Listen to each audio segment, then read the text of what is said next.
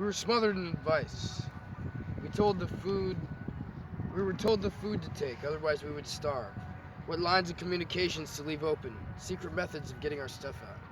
And the hardest thing in the world to explain was that all we wanted to do was report what Russian people were like and what they wore and how they acted and what the farmers talked about and what they were doing about rebuilding the destroyed parts of their country. This was the hardest thing in the world to explain. We found that thousands of people were suffering from acute Moscowitis, a state which permits the belief of any absurdity and the shoving away of any facts. Eventually, of course, we found that the Russians were suffering from Washingtonitis, the same disease. We discovered that just as we are growing horns and tails on the Russians are growing horns and tails on us. A cab driver said, "Them Russians, they'd bathe together, men and women, without no clothes on." "Do they? Sure they do," he said. "That ain't moral."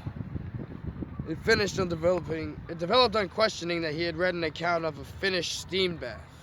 But he was pretty upset at the Russians about it for some reason. After listening to all this information, we came to the conclusion that the world of Sir John Mandeville has by no means disappeared. That the world of two-headed men and flying serpents has not disappeared.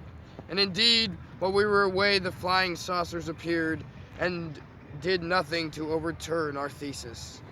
And it seems to us now that the most dangerous tendency in the world is the desire to believe a rumor, rather than to pin down a fact. We went to the Soviet Union with the finest equipment of rumors that has ever been assembled in one place. And in this piece, we insist on one thing. If we set down a rumor, it will be called a rumor. John Steinbeck, Russian Journal. Great guy. Barry Thompson-esque. Good stuff.